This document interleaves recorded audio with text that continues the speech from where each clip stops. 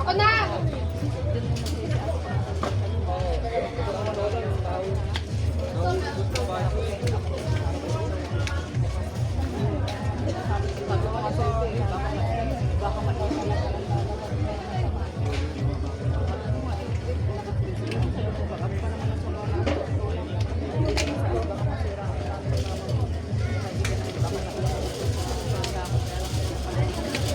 Bluetooth mode.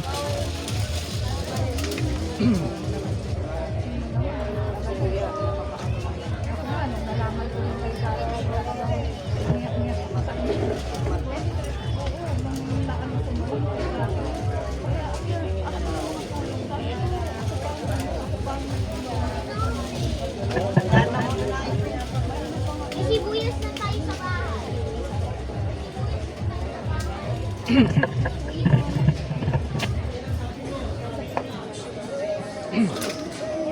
Praise Jesus.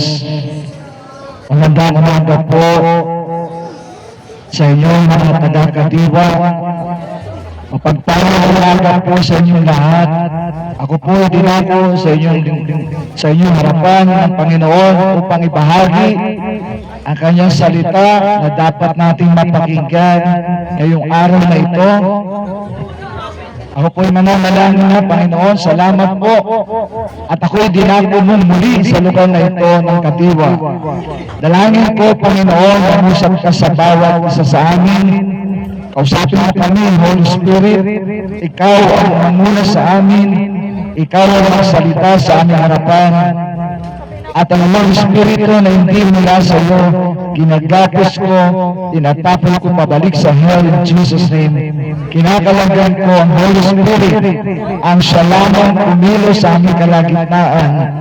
At ang Espiritu ng pagpapala, kaligtasan, kagalingan, kalayaan, at kabutihan mo, Panginoon, ang siya lamang kumilos at kaligtasan at pananampalataya at repentance from sin at conviction from sin makagawa sa aming lahat.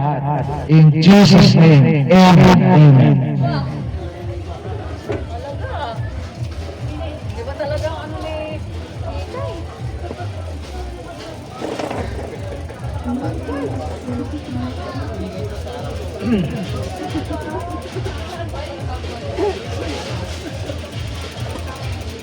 Sa panahon po natin ngayon, marami po ang nababalitaan tayo sa social media. Halos sa lahat, laging nagbabiral ang mga patayan sa ating paligid. Mga kapatid, ito po ay palatandaan lamang na tayo po ay nasa mga huli na mga araw bago bumalik ang ating Panginoon Jesus.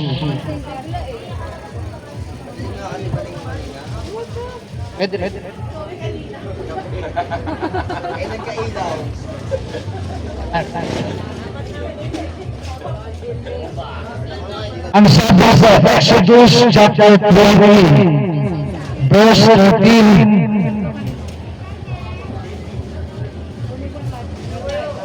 Thou shalt not kill. Thou shalt not kill.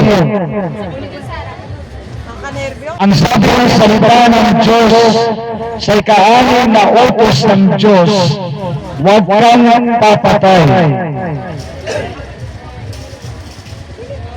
Kung ito ay utos ng Diyos at ito ay nilalabag mo, ihanda mo ang sarili mo sa kaparusahan ng Diyos, sapagkat walang sino man ang lumabas sa Diyos at magtagumpay. Walang sino man ang lumabag sa salita ng Diyos at hindi naparusahan. Sa panahon kasi natin ngayon, laganap ang kasamaan, laganap ang patayan. Mga kapatid, hindi tayo dapat matakot.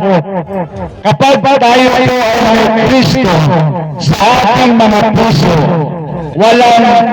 wala tayong dapat ikatakot sapagkat walang gagalaw sa iyo.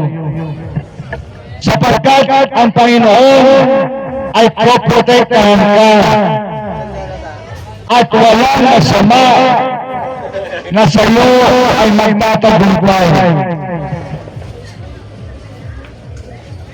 Kaya nga po, nire-remind tayo ng Panginoon, thou shall not kill. Ito po ay ika-anim na utos ng Diyos. Thou shall not kill. Ang 10 utos ay binigay ng Diyos sa tao upang sundin.